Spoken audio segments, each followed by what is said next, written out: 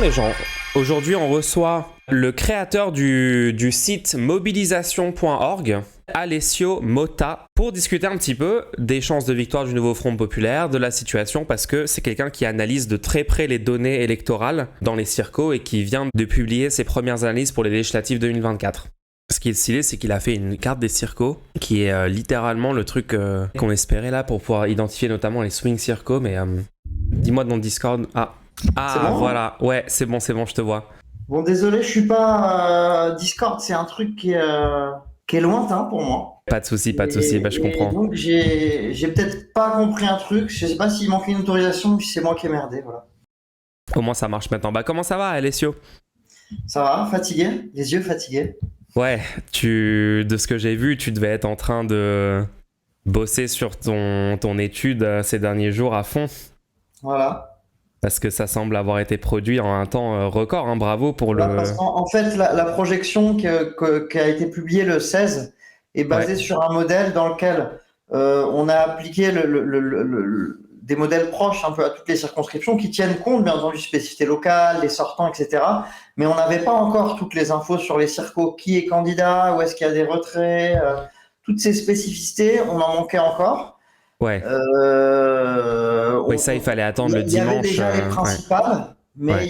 il y en a des centaines de circonscriptions où il y a des cas particuliers en fait. Et donc là, le travail, c'est de les entrer une à une, chaque spécificité dans la répartition des candidatures. Ce que j'espère, c'est que ce soit fini d'ici demain soir pour une projection. En tout cas, j'espère au plus tard jeudi qu'on aura quelque chose de beaucoup plus juste à offrir encore. Ok, bah écoute, super. Alors, j'ai vu ton passage sur le média hier, j'ai vu un petit peu ce que tu disais. Et donc, est-ce que tu peux présenter du coup comment les choses par rapport à 2022 globalement, comment est-ce que les choses apparaissent? Est-ce qu'il y a les mêmes tendances? Parce que du coup, 2022, on a vu que la stratégie de la gauche unie avec le fait d'avoir un accord NUPES qui a été repris cette fois-ci, ça a plutôt bien payé pour la gauche parce qu'ils étaient présents dans énormément de second tour et au final, ils ont eu à peu près 150 sièges. Comment tu vois les choses se passer là pour le nouveau Front populaire? Ce que je vois, c'est qu'il y a une opportunité qui s'ouvre pour la gauche, qui est plutôt. Alors c'est tragique parce que le risque de la victoire à Rennes est très important, mais qui pour la gauche est plutôt plus favorable à la base que ce qu'on avait il y a 2 ans. Parce que globalement, l'Alliance Front Populaire a recueilli plus de soutien politique que la NUP. C'est-à-dire qu'on a moins ce phénomène, il y a eu des phénomènes de dissidence, je pense qu'on va en parler tout à l'heure, mais pas de dissidence contre le Front Populaire, contrairement à ce qui c'est des dissidences en mode c'est nous le Front Populaire, c'est pas vous. Mais il n'y a pas eu, comme il y a 2 ans, ce centre-gauche qui a fait une dissidence contre la NUP. Là, tout le monde un peu a rejoint le truc, malgré les conflits. Il y a une unanimité à gauche Ouais. sur la nécessité de rejoindre ce front qui va quand même du NPA jusqu'à François Hollande, c'est quelque chose de jamais vu. Et ça, c'est plutôt une perspective plus favorable. C'est une des principales raisons qui font que, quel que soit le résultat, je pense pouvoir dire assez tranquillement qu'il y aura plus de sièges de gauche là qu'il y a 2 ans. Ok. Bon, bah déjà c'est cool, c'est une bonne nouvelle, hein.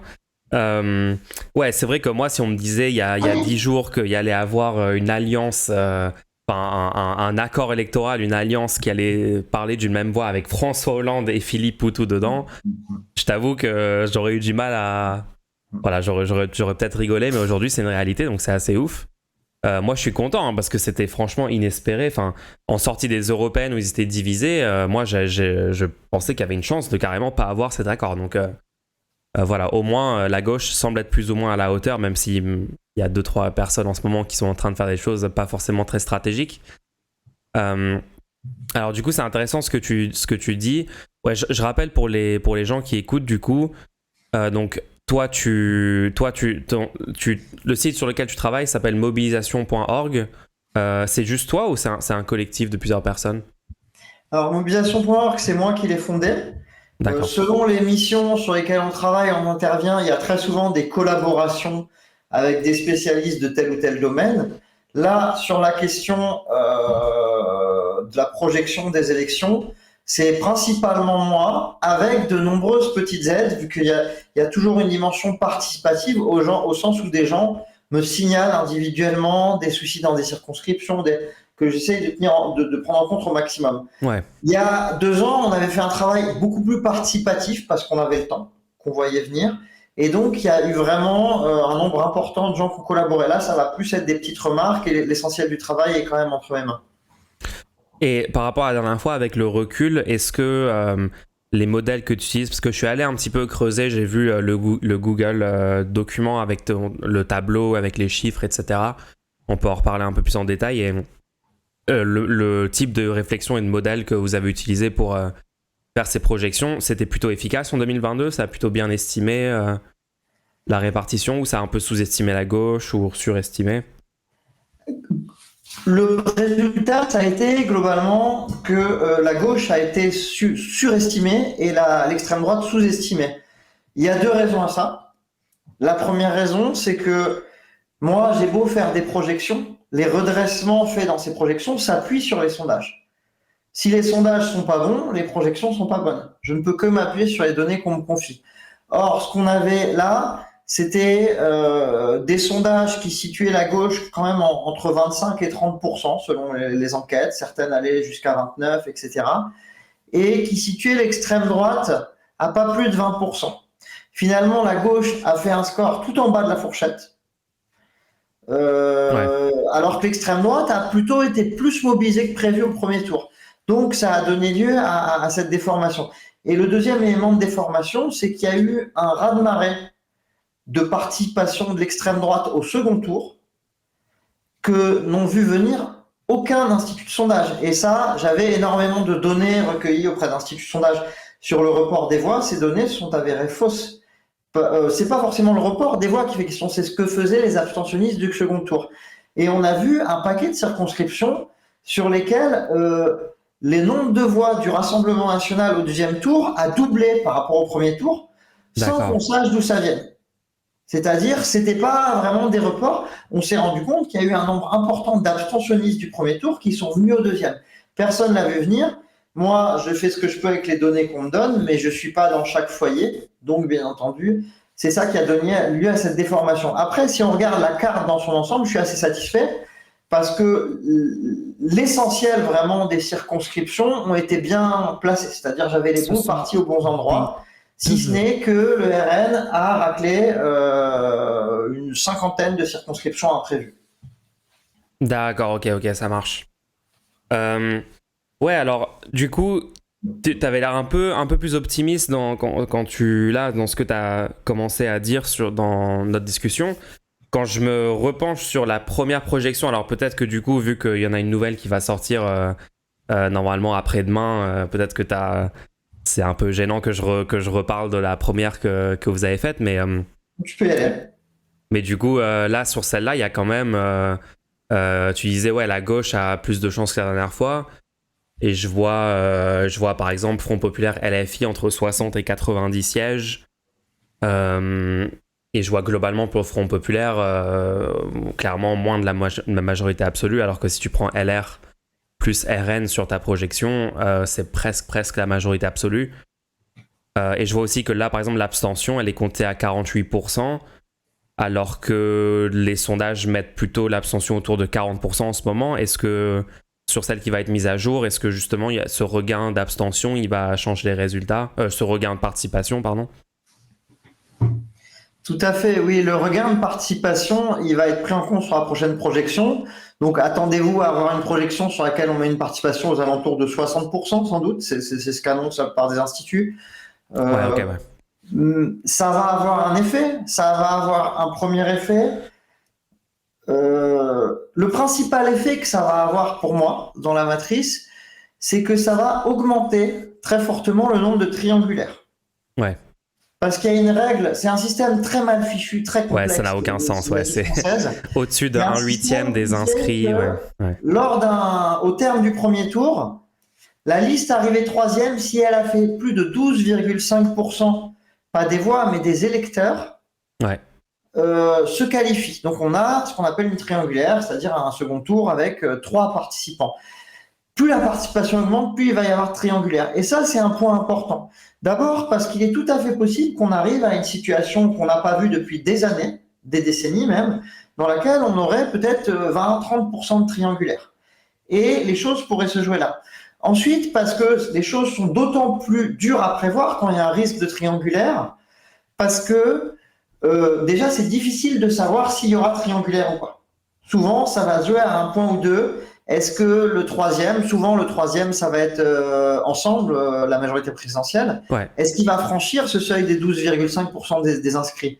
Ça, c'est une première difficulté. La deuxième difficulté, c'est que je ne peux pas, dans le cadre d'un modèle, et même les instituts de sondage ne peuvent pas, dans le cadre de leurs enquêtes, savoir ce que sera le comportement des candidats dans le cadre d'une triangulaire. Lors d'une triangulaire, il y avait une vieille tradition. Est-ce qu'ils vont se jusqu'aux années désister 2000. par barrage à l'extrême droite ou pas? Ils voulaient que, hors extrême droite, le candidat arrivé dernier se désiste au profit de l'autre. On appelait ça barrage républicain, le retrait républicain, tout ce que vous voulez. Ouais, éviter le fascisme. Ensemble arrive troisième, et puis devant, il y a, mettons, LFI et le RN, ensemble se retiraient. Aujourd'hui, on n'est pas du tout sûr de ce que feront les uns et les autres. Est-ce que des candidats du Front populaire se retireront pour laisser passer des macronistes ou des LR? Est-ce que des macronistes et des LR se retireront pour laisser passer des candidats du Front populaire? Ça dépend sûrement des cas. Mais en tout cas, les personnes qui auront en main ces choix auront peut-être, ça peut tout à fait se jouer à ça, auront peut-être en main le résultat de l'élection et le fait de est-ce que le RN aura assez de sièges ou non pour gouverner. Ouais, alors ça, ouais, c'est sûr que ça augmente beaucoup la volatilité. En gros, c'est des situations de triangulaire, ça rend le truc encore moins prévisible, quoi. Alors après, donc il y a beaucoup de gens en ce moment qui s'intéressent au swing circo, qui essayent d'identifier ce serait quoi les circos prioritaires si par exemple un petit groupe de personnes qui pouvaient être mobiles sur le territoire devait aller se focaliser faire du porte-à-porte et du tractage à un endroit pour faire gagner le nouveau Front populaire, où est-ce que ça serait? Est-ce que tu as un peu plus de détails sur cette liste-là? Là, sur le stream, là, je suis en train d'afficher la carte que tu as faite. Je ne vais pas donner plein d'exemples parce qu'on parle de plus d'une centaine de circonscriptions, mais je vais vous guider un peu. D'abord, première chose, cette carte-là, comme je disais, n'a pas encore le degré de justesse de ce que vous aurez dans quelques jours. Donc, regardez là, cherchez les circonscriptions en grise, qui sont donc des circonscriptions pivots, des swings, et puis regardez celle qui va paraître bientôt, qui sera plus juste. Mais dans tous les cas, le plus souvent, pas toujours, hein, mais le plus souvent, ça va être des circonscriptions où il y avait des sièges plutôt macronistes jusqu'ici. Ouais. Parce qu'une bonne partie des sièges qui vont être gagnés par l'extrême droite et par la gauche, ça va être en fait un partage des sièges macronistes. Et puis, on a aussi un certain nombre de sièges qui, traditionnellement, étaient plutôt de gauche, mais où l'extrême droite était élevée et où on a un sortant de gauche qui pourrait tout à fait perdre son siège. Ça, on en a certains, surtout pas mal dans des régions traditionnellement ouvrières, des circonscriptions notamment du Nord, et vous avez, exemple typique, Fabien Roussel n'est pas certain de conserver son siège. Voilà, on est sur un cas où il part plutôt favori d'après moi, mais où il peut y avoir une vraie incertitude sur est-ce que oui ou non il va conserver son siège ou est-ce qu'il va être pris par l'extrême droite. Donc souvent des circonscriptions macronistes, pas toutes, hein, mais une bonne moitié des circonscriptions macronistes, et puis des circonscriptions traditionnellement de gauche, mais avec une extrême droite forte, donc dans le nord ou dans le sud-ouest selon les cas. Ouais, j'ai vu la circo de François Ruffin d'ailleurs, et était aussi un peu François Ruffin, alors après on a un effet, il y a une personnalité locale très ancrée qui lui est très favorable. Il faut pas négliger le risque pour autant. Ouais. Ok, en tout cas ça c'est vraiment, je pense que ça va être essentiel là dans les jours qui viennent. C'est trop bien qu'il y ait cette analyse que tu fais, parce que moi je vais en parler sur stream, d'identifier vraiment les swing circos. On a des gens dans toute la France qui nous écoutent et on essaye justement de déployer le plus efficacement possible. Moi j'ai fait des vidéos sur les porte-à-porte et sur d'autres méthodes comme ça pour mobiliser les gens et notamment les abstentionnistes et les faire revenir un petit peu vers la participation aux élections. Et du coup ça va être vraiment important d'avoir cette analyse. Vraiment ça va être clé. Ouais, alors bon, je veux juste te parler de ça parce que j'ai vu ton tweet là-dessus et je voulais te poser la question. Parce que tu as dit que. Donc, tu dis sur Twitter, tu dis voilà, il y aura des projections plus précises dans le courant de la semaine. Une victoire de la gauche était possible. Au vu des dernières tendances, c'est foutu. Trop de mauvais choix ont été faits. On se bat maintenant pour que le RN ne soit pas majoritaire. Vraiment. Alors, est-ce que du coup, est-ce que tes nouveaux calculs et tout, est-ce que tu remets un peu en question ce truc-là ou est-ce que tu penses toujours ce que tu dis dans ce tweet? Le système législatif, le système des élections législatives français, comme je disais, est un système totalement pervers. Il est pervers déjà parce qu'il n'y a aucune transparence. Dans un bon système démocratique, les gens devraient être tous capables de dire s'il y a tel pourcentage des voix, il y a tel nombre de sièges à l'Assemblée. Je ne devrais pas Ouais. exister. Je ne devrais pas être face à vous dans un système bien fait. Personne ne devrait avoir besoin de gens qui font ce travail d'interprétation. Ouais, on devrait avoir une proportionnelle intégrale. C'est dans le programme du nouveau Front Populaire. C'est un système qui est mal fait et qui fait qu'il y a beaucoup d'inconnus. Je le disais, il y a des incertitudes. Mais il est quand même possible, et c'est ça le job que je fais en ce moment, d'anticiper certains liens entre des niveaux de score et des nombres de sièges. Et globalement, si on veut avoir un ordre d'idée de ce qu'est la réalité, pour le RN comme pour le Front Populaire, imaginez la possibilité d'une majorité absolue à l'Assemblée, ça commence à des niveaux de points au national qui sont aux alentours de 33%. Ouais. Ces 33%, il y a plusieurs sondages dans lesquels le RN les franchit. C'est-à-dire qu'il y a plusieurs sondages où, en les projetant, on a réellement une possibilité du RN majorité absolue. Ouais, d'accord. Et puis, il n'y a aucun sondage pour le moment. Alors là, tu as annoncé des sondages qui ne sont pas encore publiés. J'attends de voir. Peut-être ça va me faire réviser mon point de vue. Pour le moment, il n'y a aucune dynamique, même s'il y a une dynamique, qui laisse entendre qu'on a une gauche qui pourrait, un front populaire qui pourrait espérer atteindre les 33%. Ça ne veut pas dire que c'est impossible. C'est pas strictement impossible. Quand je dis c'est foutu, c'est une façon de parler. Mais pour le moment, les données qui sont publiées par les instituts laissent plutôt penser que l'enjeu, c'est surtout de ne pas avoir d'extrême droite majoritaire. Est-ce que là-dedans, tu prends en compte le fait qu'il y a eu pas mal d'élections récentes où la gauche était assez sous-estimée par les sondages? Je pense au présidentiel, où il y avait une sous-estimation de 5 points. Alors peut-être tu me diras, bah justement, aux législatives, ils étaient surestimés. Donc, mais est-ce que ces sondages-là, on peut vraiment se dire... Puis après, il y en a quand même eu un qui mettait à 28,5 le Front Populaire. Mais 28,5, en aucun cas, ça ne conduit à une majorité absolue. 28,5, le sondage Cluster 17 auquel tu fais allusion, Ouais. Il débouche sur une situation sans majorité absolue. Mais ça suffit pas. Ça veut pas dire que c'est pas possible. Effectivement, c'est ça aussi la perversité, mais potentiellement l'intérêt de ce système, c'est que chaque point fait basculer un très grand nombre de circonscriptions. Chaque point de plus, c'est potentiellement plus de 20 sièges en plus. Et effectivement, si on y réfléchit bien, entre 28 et 33, c'est pas un écart démentiel, mais c'est quand même un écart.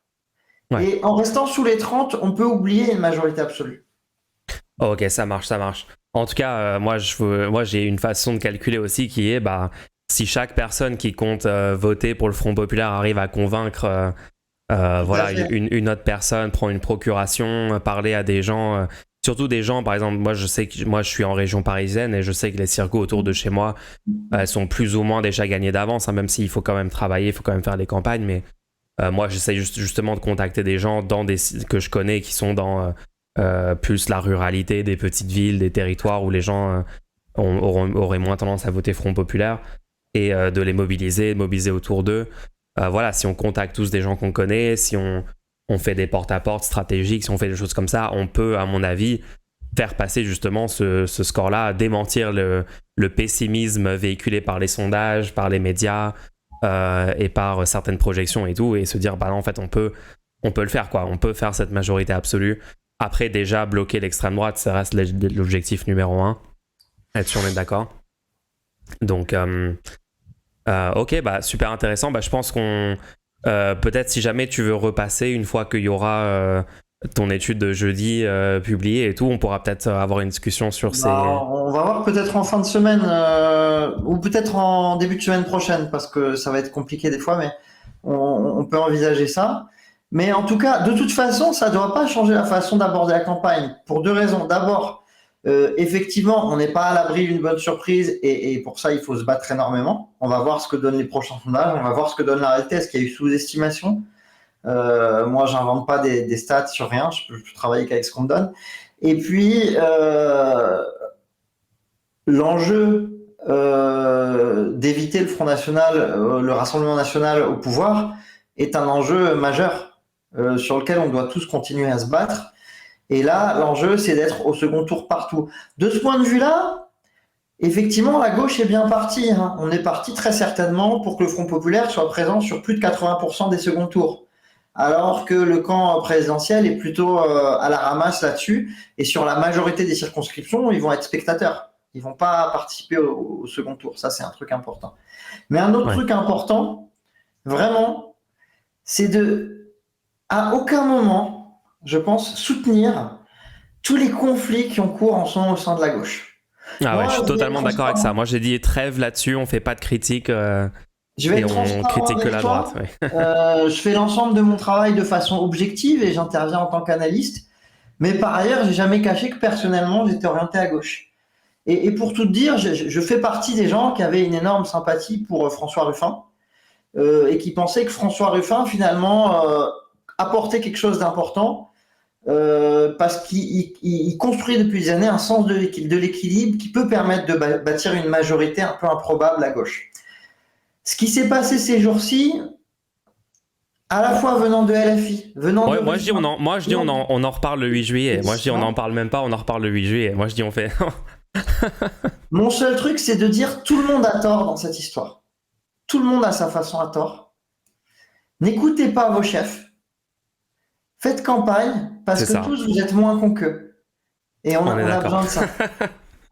Ok, bah on est d'accord là-dessus. Nous on a un slogan là depuis quelques jours sur le stream, c'est on en reparle le 8 juillet. On met tout ça de côté. On a même un canal Discord où les gens peuvent dire tous les trucs qu'ils veulent dire après le 8 juillet et le mettre dedans, comme ça on n'en parle pas. Ouais, mais n'hésitez pas à les interpeller en privé pour dire calmez-vous, arrêtez. On a besoin de vous, c'est tout.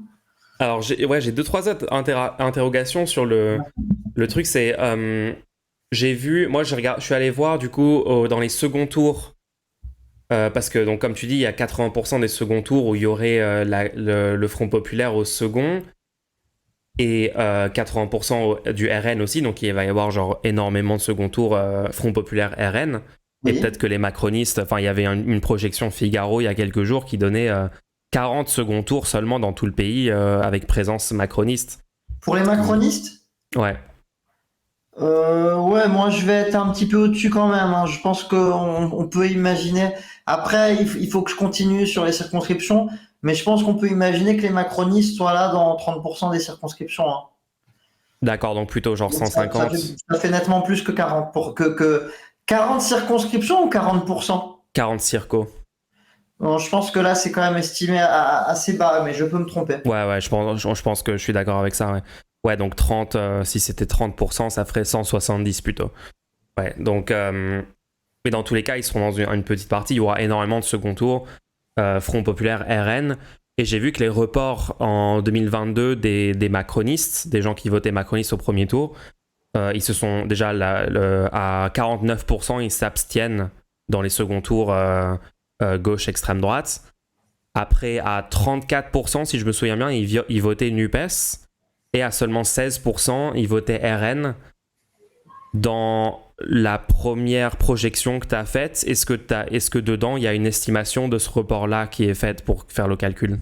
Alors, tu peux me redire les données que tu as là-dessus? Parce que moi, je me suis essentiellement basé, c'est un peu la source que tout le monde utilise depuis 2 ans, sur le Harris qui a été publié suite aux législatives 2022, qui apportait des infos assez riches sur les reports. Et toi, tu dis que... Alors, attends, moi, je te retrouve la source...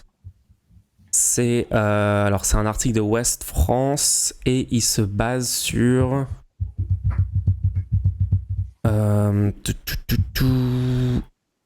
comment s'est opéré le report. Et Moi, c'est la source. donnée que j'ai, c'est environ 35% qui irait vers la gauche Ouais, c'est et, Harris, ouais. C'est Harris, ouais. et un peu moins de 20% qui irait vers l'extrême droite. Alors, c'est 48% abstention, 34% NUPES et 18%. Ah oui, pardon, j'avais dit Oui, oui, 16, c'est ouais. ça. 18, ouais, ouais, non, t'as raison, On ouais. a la même source. Il y Ouais, a ouais, pas on a la de. même source. Ok, ok. Et du coup, ouais, donc c'est bien Harris, Harris du 19 juin 2022. Est-ce que là, dans la projection, est-ce que tu réutilises ce chiffre-là? Est-ce que tu Oui, changes ce chiffre? j'utilise ce chiffre. D'accord, ok. Parce que moi, ce qui me fait peur aussi, c'est que j'ai l'impression il va y avoir plus de macronistes qui vont se reporter sur l'extrême droite parce qu'ils ont quand même opéré un peu un shift idéologique encore plus vers l'extrême droite depuis, et puis ils font encore plus le truc de ni l'un ni l'autre des extrêmes. Je suis pas capable de répondre à cette question. Ça, c'est les enquêtes qui pourront nous le dire après, mais pour le moment, j'ai pas d'autres données faites sur des volumes assez grands que celle-ci pour gérer les reports. D'accord, en Et tout cas, ça répond à ma en question. 2022, pour le coup, j'avais travaillé sur des données de report qui m'avaient été que j'avais grattées, on va dire, auprès de plusieurs instituts Ouais. et qui étaient mauvaises, qui se sont avérées mauvaises et d'où les difficultés pour anticiper le second tour. Celles qui viennent du Harris reflètent sans doute à peu près ce qui s'est vraiment passé au second tour de 2022. Donc pour le moment, je reste là-dessus, même si forcément il peut y avoir des évolutions, je ne vais pas les inventer. Ok, ok. Dans le tableau où tu mets principaux reports T2 à ajuster, euh, le G, je vois GVELR, ça veut dire quoi? Oui, c'est ça. Alors là, c'est des arrondis parce que ça, c'est le tableau de bord. En vrai, il y a des bidouillages beaucoup plus précis qui sont dans les grilles de calcul. Mais en gros, c'est si je veux déplacer un peu vite fait juste pour faire des tests, c'est celui-là. Et c'est ça, c'est gauche vers un candidat ensemble ou LR, Ah, d'accord, gauche vers gauche, RN. ensemble, ok. Voilà, c'est tout. Ok, ok, trop bien. Ouais, c'était juste pour être sûr de comprendre ça. Ok. Euh, ah oui, un dernier truc, c'est est-ce que tu prends en compte le fait que cette fois-ci, ça c'est une autre différence par rapport à 2022, le parti animaliste a choisi de ne pas présenter aucune candidature.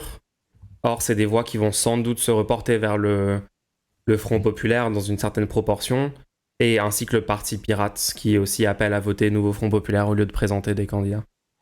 Alors, au départ de mon modèle, c'est-à-dire avant tous les redressements, etc., je reprends une partie des voix du parti animaliste pour les rediriger vers le Front populaire.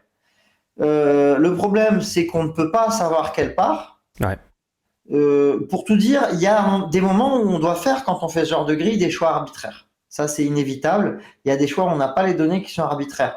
Là, de mémoire, la plupart des choix sont fondés sur des enquêtes, mais il y a toujours quelques choix arbitraires. Là, de mémoire, sur le parti animaliste, le choix arbitraire, c'est d'avoir mis 50% de report vers la gauche et le reste un peu dispatché entre le reste et l'abstention. Mais de toute façon, ça n'est pas très important pour deux raisons. La première raison, c'est que c'est un petit score. Ce sont des très petits scores, et donc le fait que ce soit 50% ou 55%, ça ne change pas grand-chose. Ça peut faire basculer une ou deux circos, mais ça ne change pas grand-chose. Ouais. Et le deuxième point, c'est que de toute façon, surtout, ça change presque rien parce que le parti animaliste n'a pas fait des scores incroyablement forts sur telle ou telle circonscription. Hein, c'est réparti de telle façon qu'à la fin, avec les redressements basés sur les sondages, sur les caractéristiques des circos, les différences de répartition liées au report du parti animaliste seront quasiment imperceptibles. Oh, ok, ok, ça marche, ça marche. Ok. Bon, bah écoute, il y a beaucoup d'informations super utiles en tout cas pour comprendre tous les enjeux. Donc merci pour le travail encore une fois. Merci à toi. Si tu as un dernier truc à ajouter pour le stream, vas-y si tu veux faire de la pub pour quelque chose. Ah, je peux faire de la pub pour mes bouquins. Hein. N'hésitez pas sur le site à aller faire un tour sur la librairie ou à soutenir financièrement notre travail parce que on fait pas que de la projection électorale, on aide des mouvements sociaux, on aide des causes justes, on participe à plein de choses. Vous le verrez dans la page nous soutenir. Mais là, la préoccupation du moment, c'est surtout continuer la campagne. Allez-y, soyez moins bêtes que les chefs et lâchez rien. On Et lâchez essaye. rien. Et vous savez, il y a une époque, c'était en 2012, Ouais, la situation politique n'était pas du tout la même qu'aujourd'hui. Mais Mélenchon avait un slogan à l'époque, c'était la seule consigne, c'est n'attendez n'attendez pas pas les les consignes. consignes. Ouais. Ouais. Voilà. Bah, c'est ce qu'on fait. Nous, on n'attend pas. Et merci encore de ne pas attendre les consignes, toi, et pour tout le travail. Et ça va le faire. Et ben merci à toi. Bonne soirée. Merci. Bonne soirée. Hyper intéressant.